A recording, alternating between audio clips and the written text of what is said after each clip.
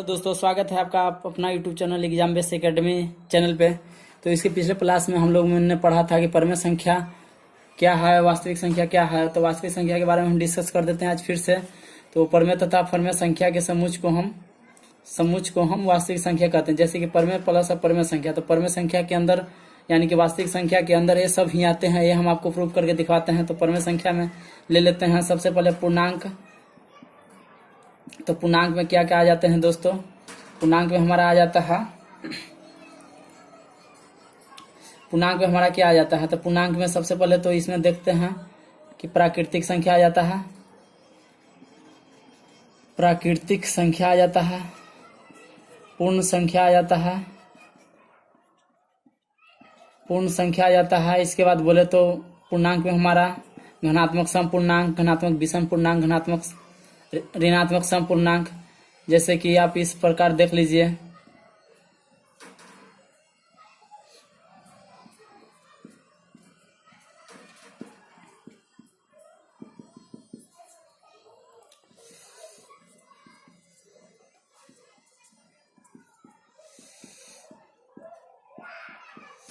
यदि हम इस प्रकार देख ले तो प्राकृतिक संख्या हमारा क्या है, जैसे कि कोई भी संख्या एक से स्टार्ट होकर इन्फानाइट तक जिसका कोई अंत नहीं होता है वहां तक, तो हमारा प्राकृतिक संख्या कहलाती है, जो कि हम लोगों ने पिछले क्लास में पढ़ चुके हैं। फिर इसके बाद पूर्ण संख्या क्या है? तो पूर्ण संख्या वो होता है जो जीरो को शामिल करते हुए प्राकृतिक संख्या, तो जीरो के यहाँ शामिल करते हुए पूरी प्राकृतिक संख्या, ये हमारा पूर्ण संख्या का डिफिनेशन हो गया। इसके बाद हम पूर्णांक में देखेंगे तो पूर्णांक भी हमारा यही था कि जितने भी जो नेचुरल नंबर आते हैं वो सब हमारे पूर्णांक हो जाते हैं, जैसे कि घनात्मक पूर्णांक, ऋणात्मक पूर्णांक, इस प्रकार से हमने देखे थे। इसके बाद हम लोग देखते हैं कि इसमें क्वेश्चन किस तरह से पूछे जाते हैं। तो दोस्तों वास्तविक संख्या पढ़ने से पहले हम लोग सबसे पहले देख लेते हैं कि विभाज्यता के नियम। जैसे कि कोई भी संख्या दे देता है, फॉर एग्जाम्पल में ले लीजिए कि यहाँ पर मान लीजिए कि इतना संख्या दिया हुआ है, इतना संख्या दिया हुआ है, इसको पूछ दे कि इसका मतलब डिवाइज मतलब हम किससे करेंगे। तो यदि हम विभाज्यता का नियम पढ़ चुके हैं तो हम उसके जरिए इसको जल्द से जल्द पता लगा सकते हैं कि यह कितना से डिविजिबल होगा, कौन सा अंक इसके लिए सटीक रहेगा। एग्जाम्पल में ले लीजिए यदि हम गुणनखंड बनाएंगे तो उसमें हमें इसका उपयोग करना होगा। इसलिए सबसे पहले हम लोग पढ़ते हैं कि विभाज्यता का नियम। जैसे कि हम आप लोग को इसको आप लोग बताइएगा कि ये मतलब संख्या किससे कटेगी। तो हम लोग जानते हैं कि 2 का विभाज्यता का नियम है, तो उसको हम बारीकी से चाहेंगे कि आप लोग सुन ले और याद कर लें, क्योंकि यह हमारा अभाज्य गुणनखंड में इसका उपयोग होने वाला यह संख्या बहुत जरूरी। जैसे कि इसको देख लीजिए यह कितना से कटेगा। तो सबसे पहले इसको हम देख लेते हैं। 7 अच्छे 13 5 18 2 20 1 21, यानी कि 3 के पहाड़ा में आता है, यानी कि 3 से डिविजिबल हो जाएगा। 21 3 के पहाड़ा में आता है, इसलिए बोलेंगे कि 3 से डिविजिबल हो जाएगा। तो दोस्तों इसके बारे में हम जानेंगे तभी तो इसके बारे में हम लोग जल्द से जल्द इसका मतलब डिविजिबल कर पाएंगे। तो सबसे पहले हम लोग देख लेते हैं कि विभाज्यता का नियम क्या है। जैसे कि हम लोग देख लेते हैं,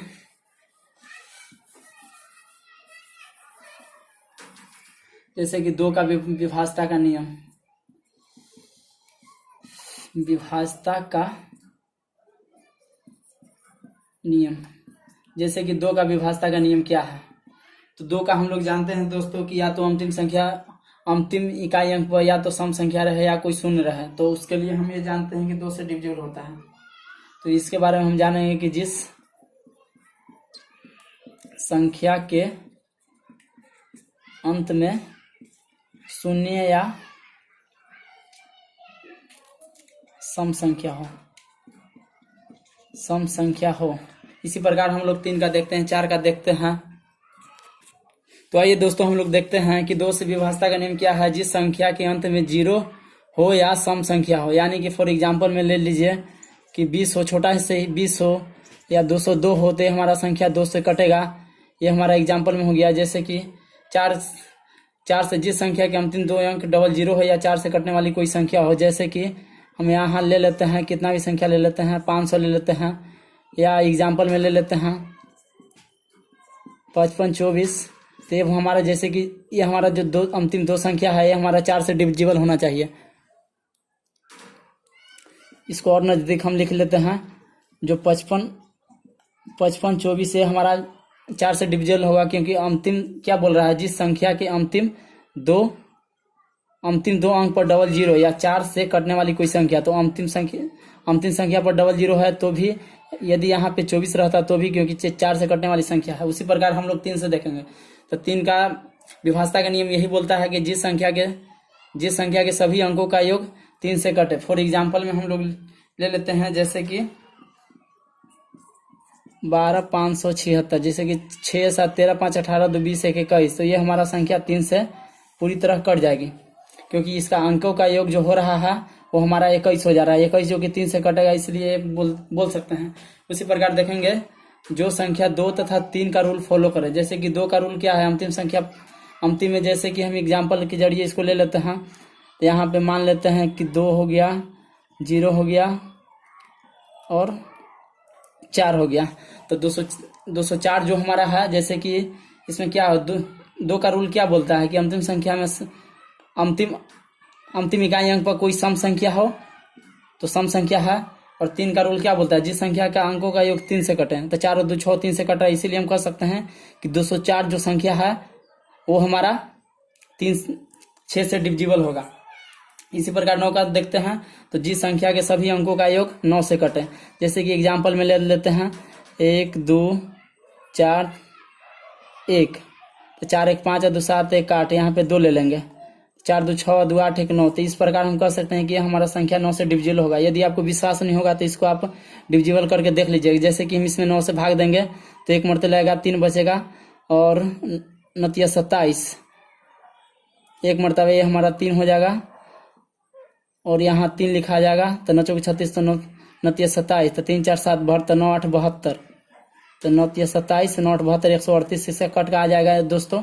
उसी प्रकार हम कह सकते हैं कि ये हमारा 1224 जो कि है, जिस संख्या के सभी अंकों का योग 9 से कटे, इसीलिए 4 2 6 2 8 1 9, यानी कि 9 से कट जा रहा है, तो 138 इसका आ जाएगा।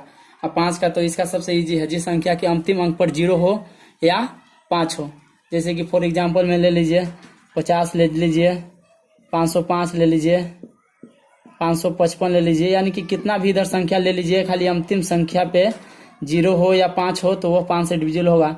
और डिविजिबल के लिए बहुत से रूल होते हैं दोस्तों, लेकिन मैं उतना टाइम वेस्ट नहीं करना चाहता हूं, क्योंकि हमारे मैट्रिक एग्जाम में उतना ही, मतलब इससे ज़्यादा कोई उन्होंने खास मतलब कि आपको डिस्कस करने के लिए नहीं रहेगा। तो इसके बाद हम लोग देखते हैं और अदर से क्वेश्चन किस तरह से पूछे जाते हैं, तो उसके बारे में चर्चा करते हैं।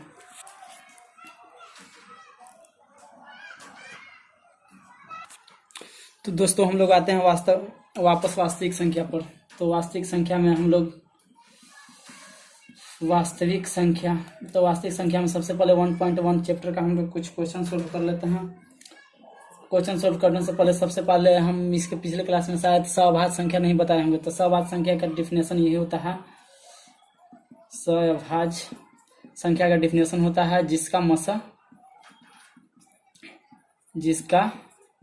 मसा 1 हो। जैसे कि एग्जाम्पल में ले लेते हैं, सहभाज्य संख्या का मतलब 2 संख्या साथ साथ में रहेगा, 2 3 ले लेंगे,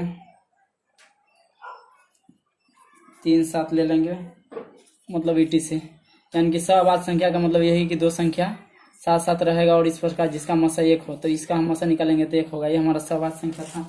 इसके बाद हम लोग देखते हैं कि वास्तविक संख्या में और किस तरह से क्वेश्चन पूछे जाते हैं।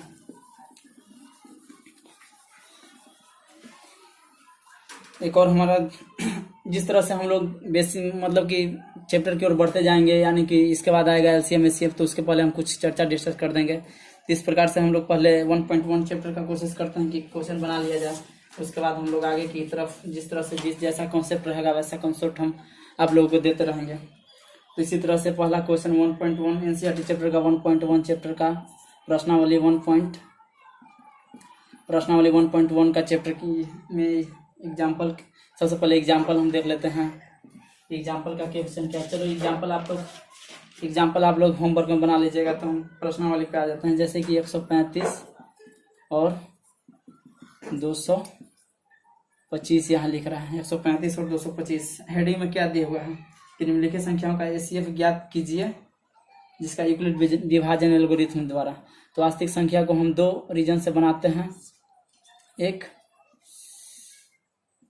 वास्तविक संख्या को 2 भाग में हम पढ़ते हैं, एक यूक्लिड विभाजन एल्गोरिथम प्रमेय के प्रयोग द्वारा एक हमारा इसे पढ़ते हैं और एक हम पढ़ते हैं इससे अंकगणित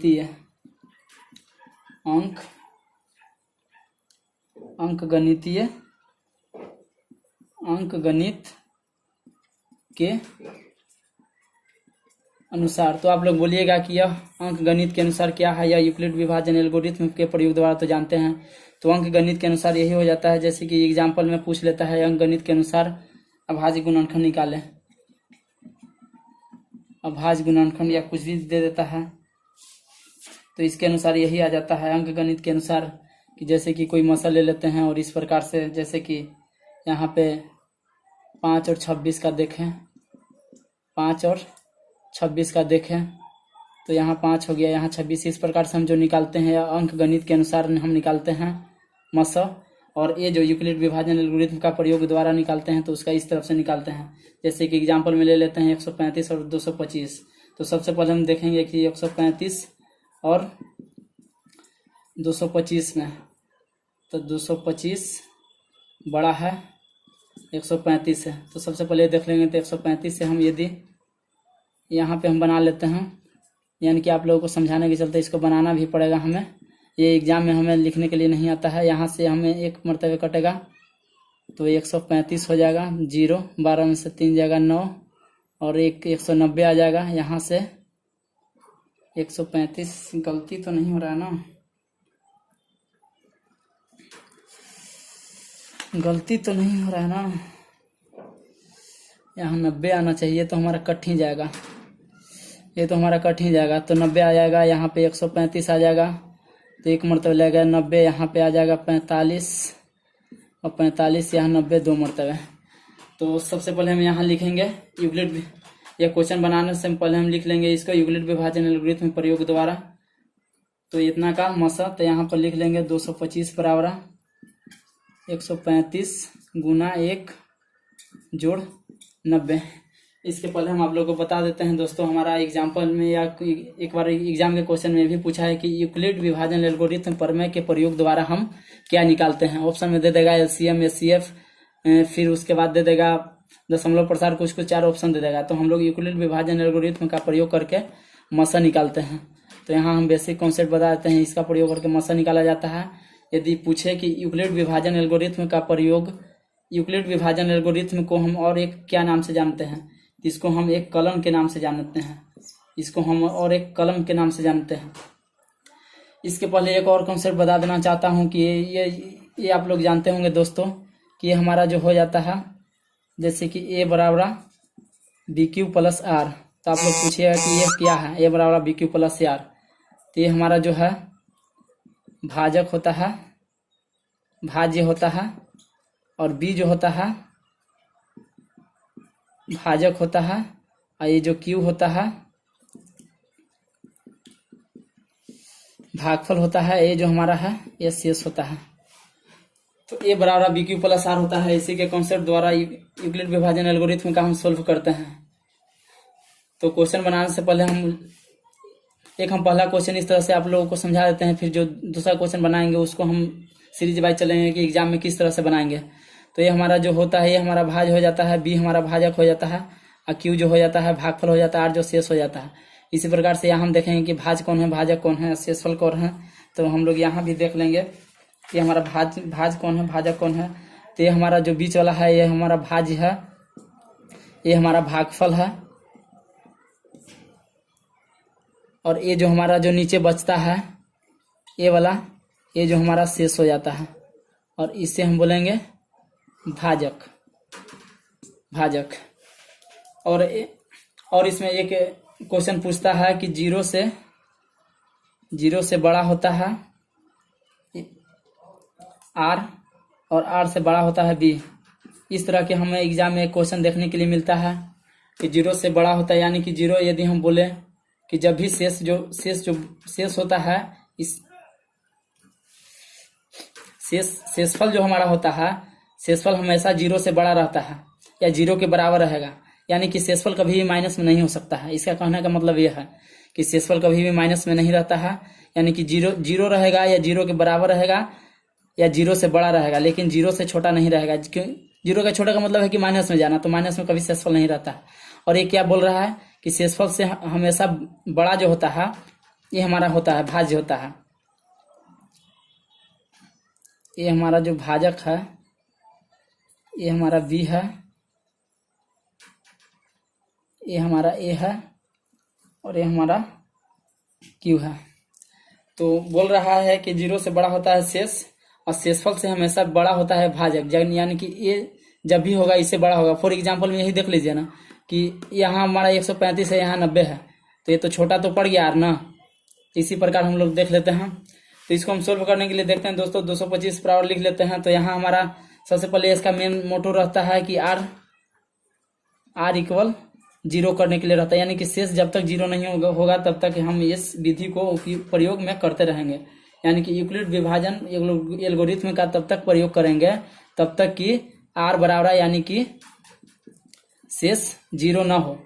तो इस प्रकार से हम देखेंगे कि यहाँ पर तो शेषफल 90 रह गया, तो यहाँ लिख देंगे r डज नॉट इक्वल। इसी प्रकार हम देखेंगे कि यहाँ पर 135 अभी बच रहा है, 135 को किस तरफ से करेंगे तो 90 गुना 1 जोड़ 45। इस वीडियो में आप देख लीजिए, लेकिन इसके बाद वाला जो हम बताएंगे उसको हम बताते चलेंगे। इसको हम एक क्वेश्चन को जल्दबाजी में सोल्व कर लेते हैं। तो 90 यहाँ हो गया, तो यहाँ भी लिख देंगे कि r does not equal 0। r को हम शेष बोलते हैं, तो शेष अभी 0 नहीं हुआ है। उसके बाद हम 90 बोलते हैं, तो 90 को लिखेंगे 45 गुना 2 जोड़ 0। तो यहाँ हमारा r बराबर 0 हो गया, तो हम लिख सकते हैं कि 135 तथा इसीलिए आप यहाँ लिख सकते हैं कि 135 तथा 225 का मसा बोलिए या HCF बोलिए, यहाँ पर हमारा 45 हो जाएगा आंसर।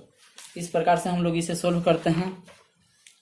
तो आइए और सब हम इसके बाद अगले क्लास में पढ़ेंगे। आज के लिए इतना ही दोस्तों, कल से हम इसके सीरीज से क्वेश्चन बताएंगे और बताएंगे कि एग्जाम में किस तरह से आप लोग बनाइएगा। तो धन्यवाद दोस्तों वीडियो को अंत तक देखने के लिए।